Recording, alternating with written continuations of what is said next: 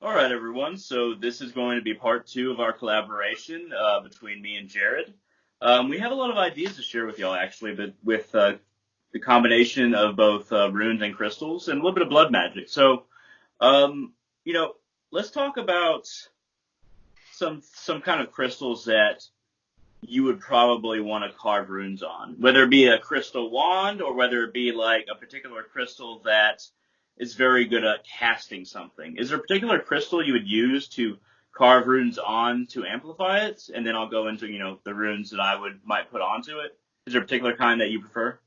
If you're looking for an amplifying stone, I would definitely go with a clear quartz.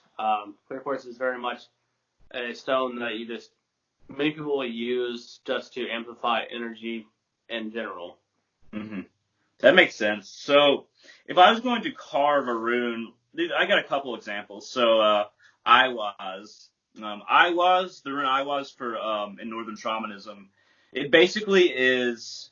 It kind of looks like an up and down line, and then two hooks on either side. Now it's a very Okay. flowing rune. It just begs to be. It just begs to turn.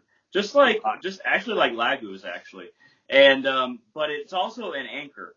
So it's not only does it engage energy, it is also the anchor between all the different nine worlds. And nine worlds I think of as different dimensions with different universes in them. But Right. so if you're going to communicate along different dimensions with different forces that have different manifestations, Iwas is a great one. So you have Iwas that has an anchor at the top, anchor at the bottom, and then all the energy is flowing up and down. So you can engage with a lot of different forces in Right. that wand if you use Iwas. And perhaps you'd carve it in the base. Perhaps you want to carve it in the middle. I wouldn't carve it at the end, but you want to be able to grasp it. Um, Does to that make me, sense? to me, when you explain the rune, it almost pictures in my head as a propeller. So, you know, as a boat at the end propels. I'm gonna throw this, but putting it at the end like a boat propeller and propels the energy. You know what I'm saying? So maybe that's Winds it up. Yeah. right. Yeah. That's that's a possibility to do with that for sure. Yeah, that makes sense. So if I was going to do chaos magic, so let's say that I'm a chaos magician. I want to have a wand that is all about disrupting the nature of reality, not necessarily disrupting to do bad things, but to really to mold reality in a way that I want it to manifest within my magical practice, within my spiritual life.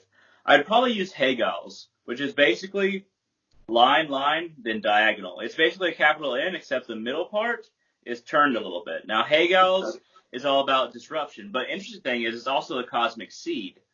Without the disruption from nothingness, and without Hegel's, which is that disruption of nothingness to create something, then nothing would have been created.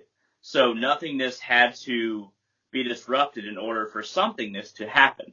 And then, Right. of course, that's how we go back to that. Is back to that eventually is through Hegel, that primordial force that is Hegel. So, um, I don't know how I would carve that on this. Like, I feel like I'd carve it more towards the end, but maybe I'd carve it into a crystal and maybe four or five crystals and place them in a circle. How do you think that you would use that kind of rune that is about disrupting the fabric of reality, but not to like cause chaos necessarily, but to disrupt something that is stagnant in your life? Do you have any thoughts about that? So basically, you want to kind of the way the seasons work. Our trees, they have brilliant leaves, but at some point they have to come off and die for a new thing to come through. Is that what you're Mm-hmm. going for? Yeah. Okay. So there has to be a disruption in the order for order to continue in a way. It's Okay. not necessarily order and chaos. It's order and incremental like disruption at the right points to where things can continue. Okay. Gotcha. Um, yeah, I definitely think if you would take a rune and carve it into the ground itself. I'm big when it comes to nature, so using Mother Earth in any way possible, carving the rune into the ground itself, using different crystals, which again come from the earth.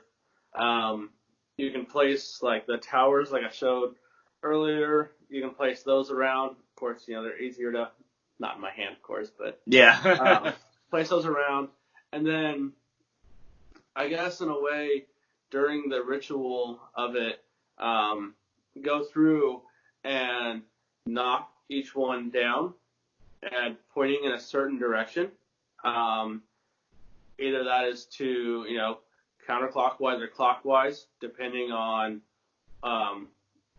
what its main focus is to do in the end, what your goal intention is. So that shows like here it is, it's all set up, and then knocking them over is that disruption. Disruption. I can't speak. Disruption. So You got it. in the ritual. So maybe that's a possibility to do too. For sure, man. I didn't even consider that, because if you knock them down, like, let's say they're around like in a circle, you just knock them down outwardly. It's like the Chaos Star, which is actually a symbol of order, but it's called the Chaos Star. It's like all those arrows pointing out. So if you knock down like in a clockwise motion, it's like you're disrupting what things are right now, and you're casting it out. So yeah, that makes a lot of sense. Do you ever use like do you have any bottles of like really small amethysts or really small obsidian? Because I found that I put, I have little bottles of like just really small pieces of, amethyst or obsidian or garnets or, snowflake. But anyway, I find that if I put them in a talisman, I sprinkle some in, or I sprinkle some around in a circle, whatever I'm doing, whatever ritual I'm doing, I sprinkle them around. I find that they're just as effective as their bigger versions. And there's more of them. So it's more like you're building little walls or little projecting lines that just amplify the energy in multiple directions. So do you have any do you ever use really small, minerals at all? Oh yes. I use even like the raw forms of them. I have small ones. I have big ones. It doesn't really matter the size. It matters the intention is most. But a lot of the towers as such, they are cut into there's certain shapes, and it goes into even mathematical and science of these shapes and how Egyptians, how they built their pyramids. There's a reason for that. That's a power center, and that's how they. It's been a long time since I've researched this, but something about the pyramids, and that's how the power was created. It's the same thing with towers, but you can definitely take just smaller pieces. I am going to be making a amethyst dust, and using that to I can just take that just salt and sprinkle it wherever I want to sprinkle it and use it for that purpose. So when you mentioned pyramids, it made me think something I thought before, that since the pharaohs were buried beneath the pyramids, those pyramids were basically meant to project that soul into the astral or into higher realms. So basically, you have something underneath the pyramid, and then that projects it up and out into different astral realms. Especially you have it capped in gold, because gold's a really great transmitter even for energy. Yeah. So I'll give you an example as well. So I got two things. I'm not sure how familiar with orgonite that you are. Do you know about orgonite, or is that something you use? Or? Familiar with it. So my friend makes these orgonite pendants. This one usually would go about $500, but he just gave it to me because we're friends. But so we got a very flowing. For the life of me, I always forget what this is called. It's a very nature oriented energetic pattern that kind of captures energy. And then you have a bunch of pyramids on this side. And then the pyramids are supposed to face towards you, against your chest. Where I'm wearing it is towards my chest. So what's in this is it's black sun organized, so it has a lot of obsidian as well as a lot of different ingredients that he pours into the mold. And he has two magnets inside of it. And then he may or may not, I'm not going to say which, have ayahuasca at the very center. So if I have this pointed towards me, I can't tell you how much, I wear this all the time because I feel it not only gathering energy, but projecting it into my body. So I'm less likely to have even stomach problems. I'm more likely to have more energy and feel more protected because it's gathering this energy that everybody kind of like leaves in the air. Because a lot of people just leave energy laying around. And you learn that if you use any psychic vampire techniques, even ones that aren't even bad, just gathering energy from the air that people leave behind. Right. This is a wonderful way to transfer that within oneself. So one other orgonite thing I wanted to mention is this. It's this orgonite pyramid. It's for the root chakra, and I have that on my personal shrine. And of course, it has that. I believe it's like copper wire to help transference of energy. And I Yeah. have that on my personal shrine always. And when you hold this and you just grasp it, you can just grasp it in your hands like this and close your eyes and basically focus on that energy. And then you kind of feel this sensation that comes through you. But before I don't want to go on too much. So like, do you have any feedback on orgonite or something like pyramids? Yeah, I have a couple things. One with the that pendant. What was it? What did you call it again? The pendant you had? The Black Sun orgonite pendant. Okay, yeah.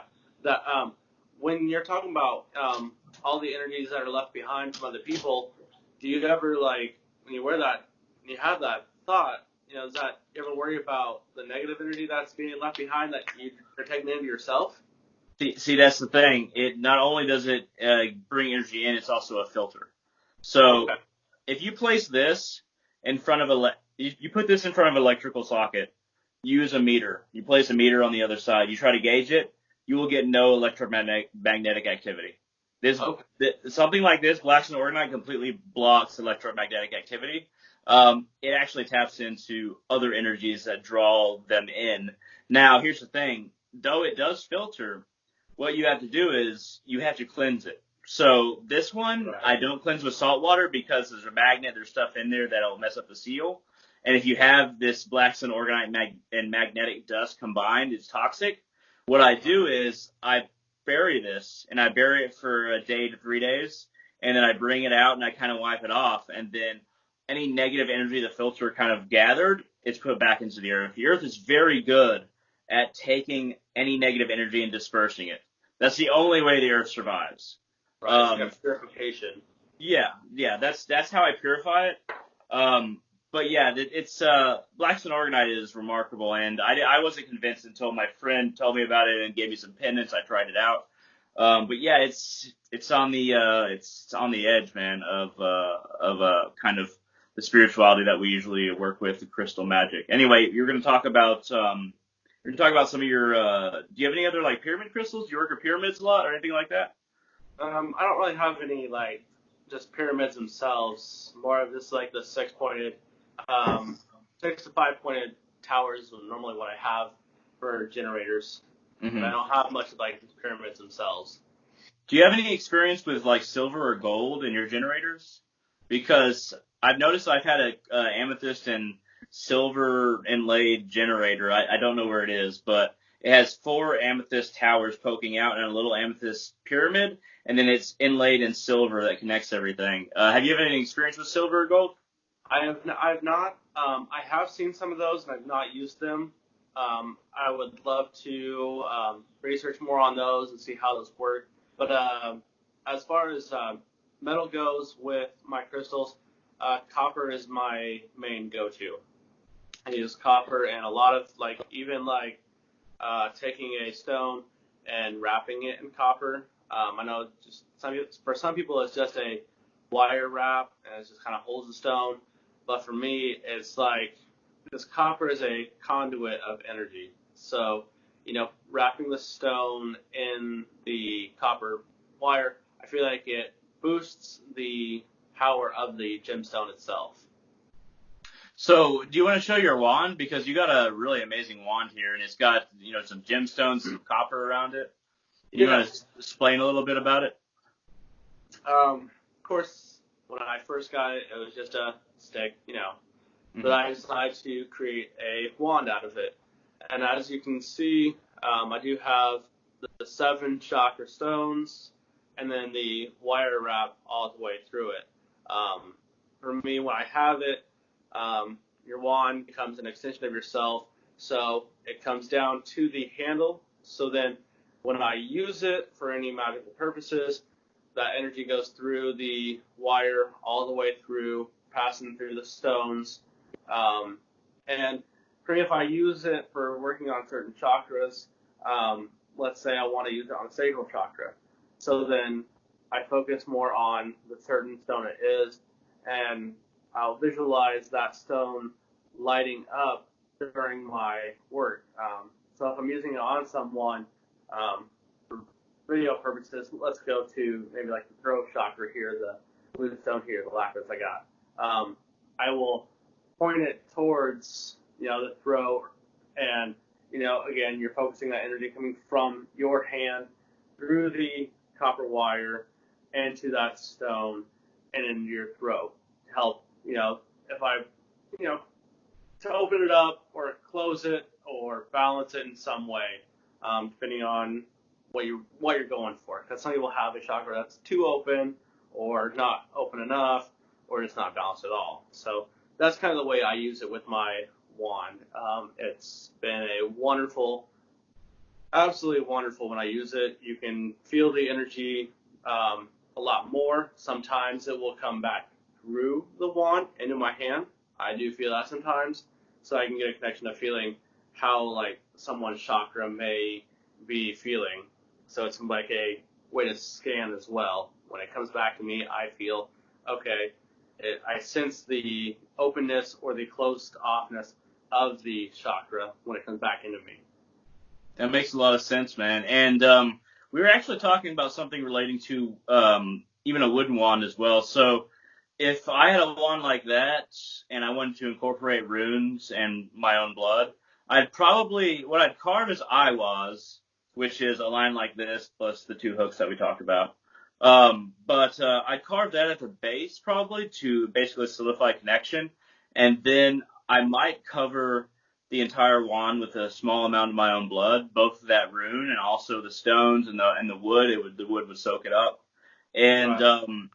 The interesting thing about blood is that people don't really realize that blood is it's a great conductor of energy because of how much iron that we have in our blood. Right. So if you're spreading that iron around and you're also putting a significant amount into that, Iwas, the rune, or any rune that you choose, then that little basin will be for that rune, and then the rest of it will be spread out. So you're adding that much more conductivity of your own energy to whatever you're casting or to whatever you're trying to draw in, depending on what you're doing with the wand.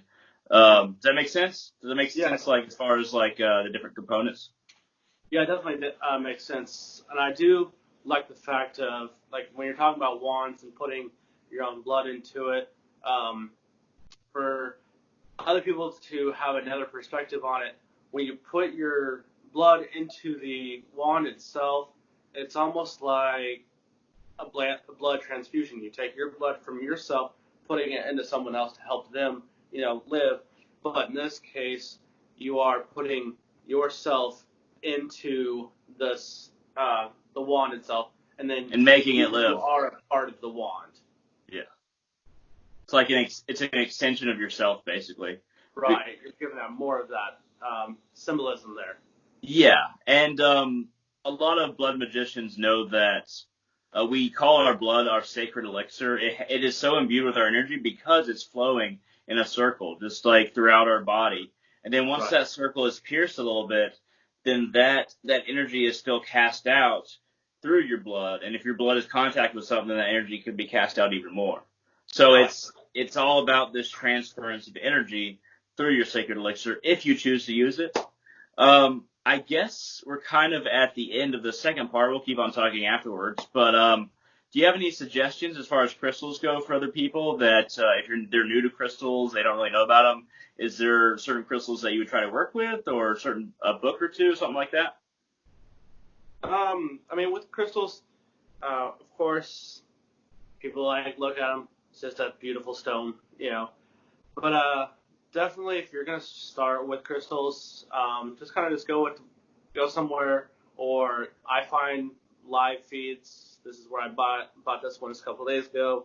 as well on a live feed, and just really just meditate while watching it, and then ones that come to you.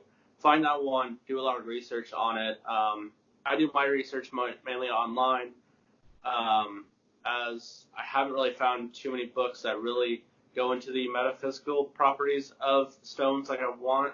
I'm still looking for really good ones, because most of the ones I find don't have your common stones, and because amethyst or clear quartz.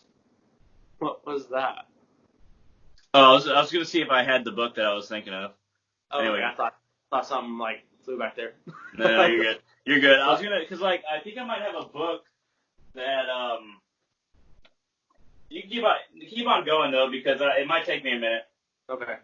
But I mean, I do have one book, but it's in my closet somewhere right now. Since I just moved, I don't have that be able to find it and know what it's called exactly. But it doesn't have all your common stones that you'll find around here. Clear quartz, calcite, fluorite, but you'll find a lot of more of the other stones that are way more expensive that you can't get a hold of. I mean, this chalcedony that I had, this is like a $358 sphere here that I bought, and that I probably should not have bought. But so, do you like rose quartz or regular quartz the best? Like, which quartz do you use most? Depends on what I'm doing. Rose quartz I'll use for love spells. I definitely put them in. I have some pouches that I make that I put little pieces of rose quartz in to help the pouches or grease in hoodoo. But that's mainly what I use for rose quartz, is love spells and stuff like that. Clear quartz is almost like a can't think of what I'm talking about. A all-in-one stone is what a clear quartz basically is. It's got that clear, pure energy versus something like this that has a certain kind of energy to it. It's like a mixture of these two to make a clear quartz. That makes sense. And yeah, so I think of clear quartz very similarly. I feel like clear quartz is miscellaneous. You can use it for fucking anything. Exactly. And I will say that this isn't the book I was thinking of, but there is some interesting ways to use crystals in relation to the dead, in relation to pendulums when you're talking to the dead. And this book, Buckland's Book of Spirit Communications. So he also has one on witchcraft. He has one on minerals. He has one on. There's one on minerals and metals.